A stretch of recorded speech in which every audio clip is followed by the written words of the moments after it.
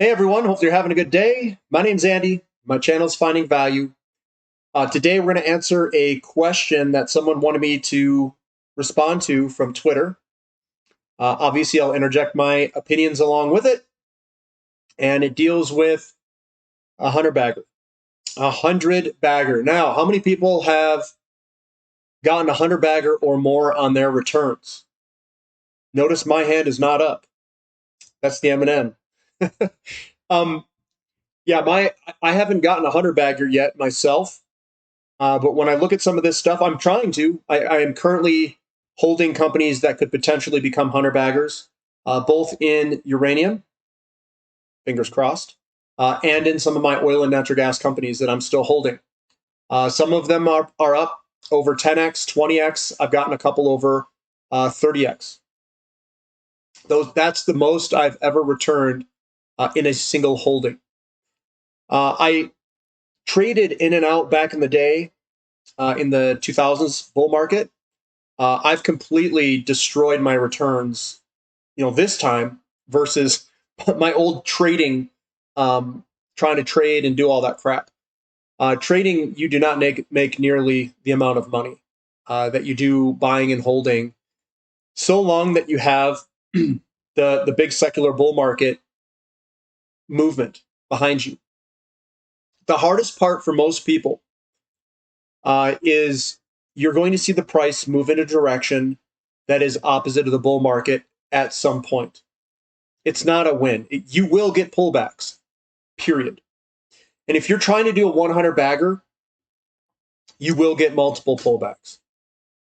I've been in multiple pullbacks in the ones that I've owned. And we'll take a look at some of the movements in uranium stocks from the last bull market that did well or not so well, just a couple of the companies. And I'll show you how hard it is. Because what's going to happen is most people use price as a validation of a thesis. They use it as a validation of being right and being wrong.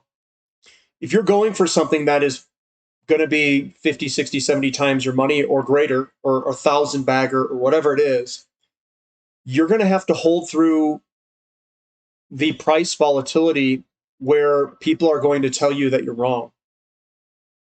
And that's what makes it the most difficult, is because everyone's going to tell you that you're wrong. There's going to be a recession.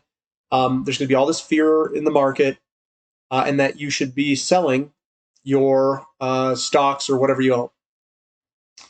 And if you're going for that type of return, you have to bridge those pullbacks if you're trying to do that. I'm doing that even in precious metals and other things. I don't know if I'm cut from just a different breed of something. I don't know. I don't think I am. I still feel the fear. I still see things. I still, price has an impact on me to some extent. But you have to focus on the big picture. It's almost like creating a vision, and you position size whatever you're going to invest into that company, and you just say, screw it, I'm going for it. That's basically what I do. The charts at some point are going to look bad for you. Even though they might be in an uptrend, they could be putting in a head and shoulders, quote, topping pattern, even though it's really early in the bull market. And that's where it's going to get very difficult, is because you're going to have technicals on the charts look bad and contradict the fundamentals at certain periods of time. Especially if you're looking at this from like a wave perspective. If you get wave one and wave two, you're going to get a pullback, which I think we're in a lot of these different companies in commodities. And that's just the way it is. You're going to get these big pullbacks, and it's very difficult to hold through them for the majority of people. So let's take a look real quick. Again, guys, it's just my opinion. I've got CanAlaska up here. So CanAlaska from 2003 all the way up to the top of 2007, it was up 1,363% from bottom to top.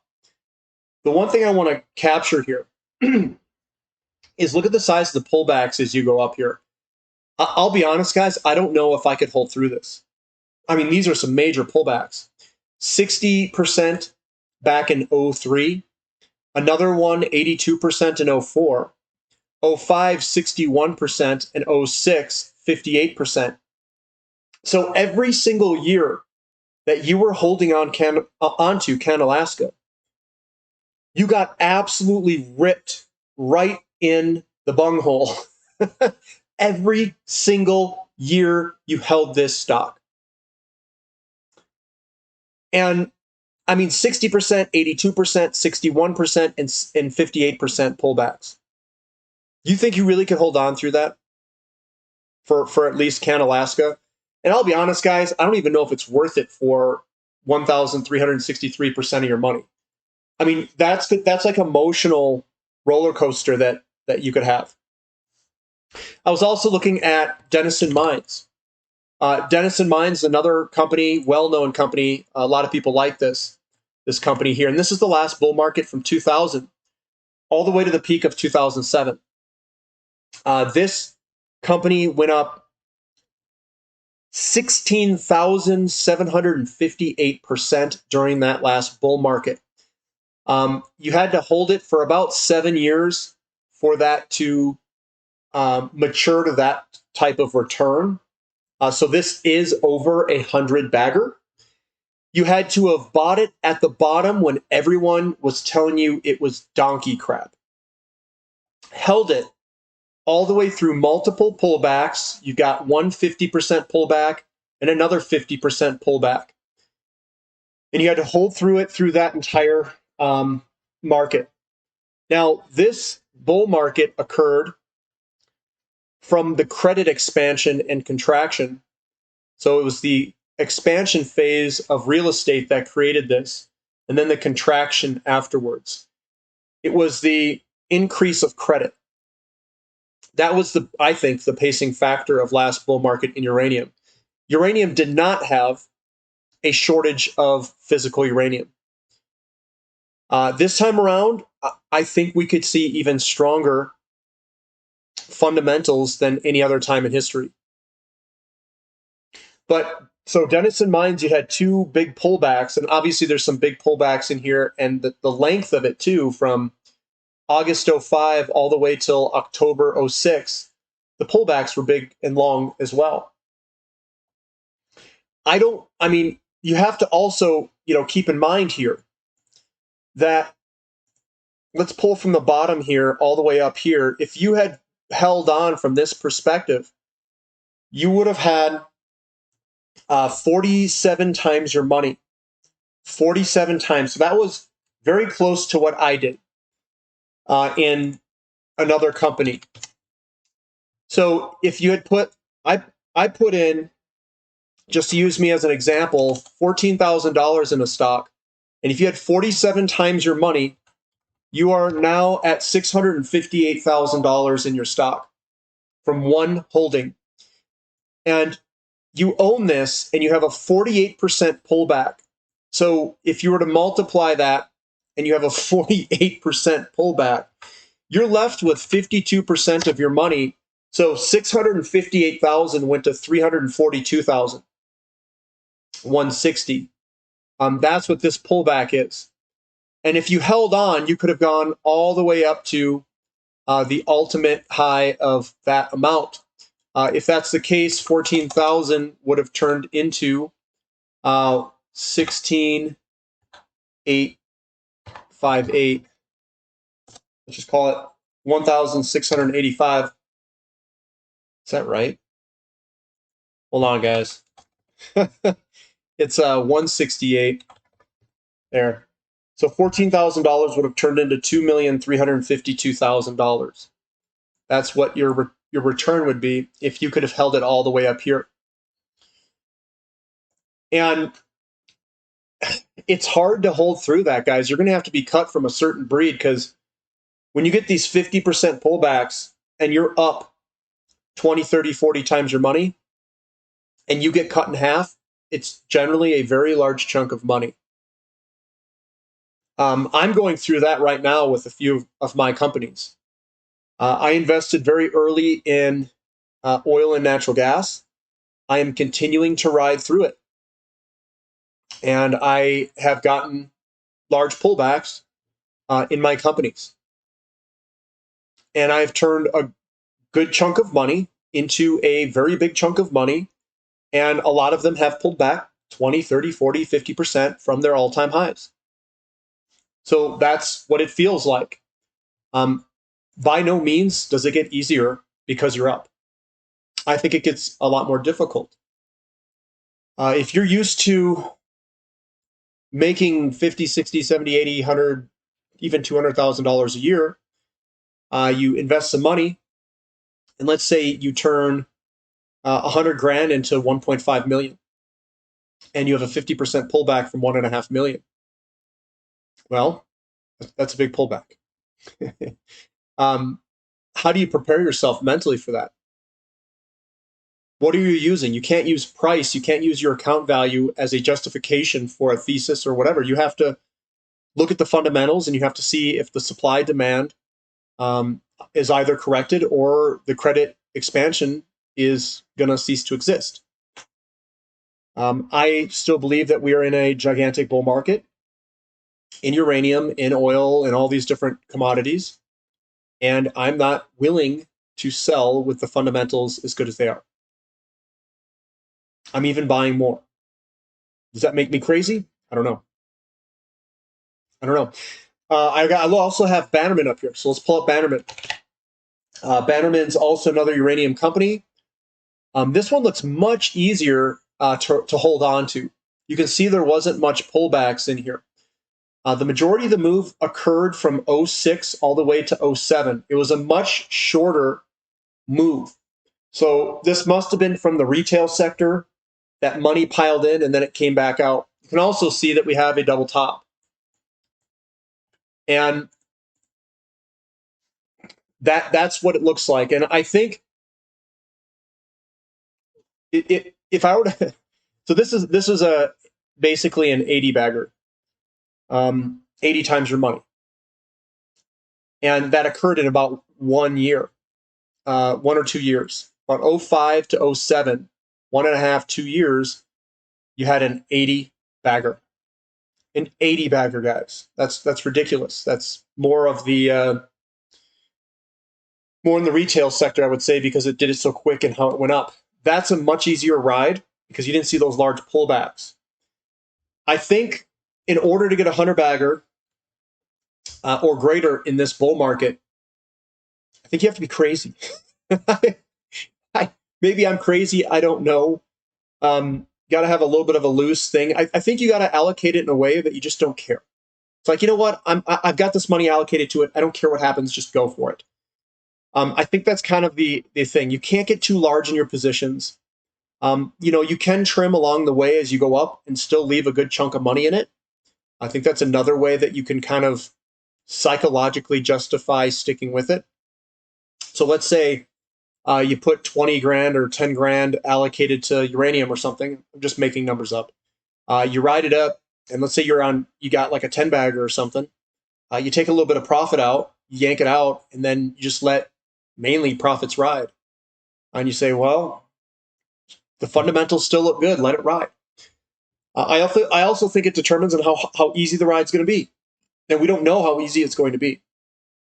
So when we look, and if we're rolling on up, and we're getting these 50, 60% pullbacks, it's a hard ride, guys. It's a hard ride if you get a lot of them. I don't think many people are going to survive that. I don't think so. I think we're very early. And I think it depends on the market conditions that are coming up ahead of us. I've thought about this quite a lot about what could potentially outperform what's the best commodity to invest in over the next 10 years. The number one commodity is oil, and oil is used in a whole bunch of different things. One could say that everything else is a derivative of oil or energy. So copper, as people will say, well, I want to invest in copper because of the large expansion of renewables. But renewables are just a derivative of oil, and copper is a derivative of oil. or diesel, or some energy source. So if you were to go to the root of the problem is energy. Everything's a derivative of energy. Everything. Life is a derivative of energy. Food is a derivative of energy. Copper, metals, all these different things. And then you think, okay, so if everything's a derivative of energy, what happens if we have a problem with energy itself? Well, that's kind of the best spot to be in. You want to be the investor in energy at that time. And I also think that precious metals could do very well because currencies are also a derivative of energy. And if you have a problem in energy, I think currencies could have a problem themselves. So I think that would be a good spot to also would be physical precious metals. And maybe that is where you'll get your gigantic returns. Obviously, I don't know the future. And, I keep going back to oil. Oil is the number one commodity. And if you have a problem with oil, and all of these things are a derivative of oil, you're going to have a problem with a lot of stuff. And I think people are going to fight over oil. If you have a problem in oil, if oil production or supply does not keep up with demand, and you actually have deficits or shortfalls in the markets, where price may or may not determine or solve the problem. So maybe it'll be wars, maybe something else. I don't know. So 100 baggers and riding through it, I think it depends on how many pullbacks you get on the way up. I don't know which ones are going to be the easiest ride or the hardest ride. I don't know that. No one does. If I were to guess which ones could be very easy, it's going to be the ones that go up quick and that kind of do it all in one shot, kind of like Bannerman here. I think those will be the easiest to hold on to. But, I mean, CanAlaska, that's an exploration company that looked very hard to hold on to. So I think the ones that will do the best are the companies that hit something during a big old rush of money coming into the sector. So they hit something and it's a big deposit and money's coming in. Or conversely, it's a company that's a developer that could make a lot of money from maybe they've got a deposit, they prove up even more reserves, and then they go and produce from those reserves. That would also be one that would absolutely destroy it. That's basically what Paladin did. So we've got those companies. We have a few companies that can do that. I am invested in all of those companies. I'm invested across all of what I think are the best possible companies. Now, I don't need to win on all of them, guys. Doesn't matter. I only need to win on one. Only on one. You saw the numbers there. 10 grand times 100 bagger is $1 million. That will carry your entire portfolio. I don't need to win on all of them. Let's say there's like 10 that possess the traits for a large return. Well, I'm going to buy a little bit of all 10. That's what I did. And if a couple of them hit, perfect. If they all hit, even better. If I can get one to hit really, really big, that's all it takes. It's all it takes. I did overweight a few. I do have some overweight positions. I don't want to talk about the positions because I talk about them on the website, finding-value.com. I talk about what I overweight, and you guys can see the positions I overweighted in my uranium, in my portfolio. And you can see my portfolio. You can also see my overweight positions in my oil and gas companies. You can't see the values, but you can. I highlighted which ones are overweight in the portfolios. But you have to be really patient, guys. Really patient. You have to focus on not the price movements, but the fundamentals underlying it or the credit expansion that goes along with it. That impacts how money flows in the markets. Right now, there's a lot of fear in the market, and people are going to say that you should sell and get out and do whatever. That is a form of market timing. I don't do very well with that. It didn't work for me last time. Chesapeake Energy had a false head and shoulders pattern, and I thought it would go down. It didn't. It then proceeded to go up a lot, right in front of my face. I remember it quite dramatically. Ultra Petroleum also was another company back in the day that I was watching that went up a lot. These are both natural gas companies. I missed out. I could have, if I had put, I know it's an if, it's a huge if, guys. But if I had known what I know now and I just rode the whole thing, had put, some thousands of dollars in it, I would have been retired at probably 28 or 29 years old. Something on the lines of that, well, no, it'd be 26 years old, 26, 27 years old. It's when I could have retired, knowing what I had known, and if I just bought and hold through the entire bull market. I don't know what Ultra Petroleum went up, but it went up a lot. And so did Chesapeake. Maybe it was 50, 60, 70, 80 times money, 100 times money.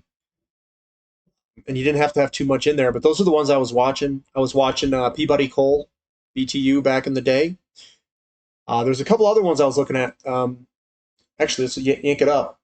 ISRG was one. They make the Da Vinci model.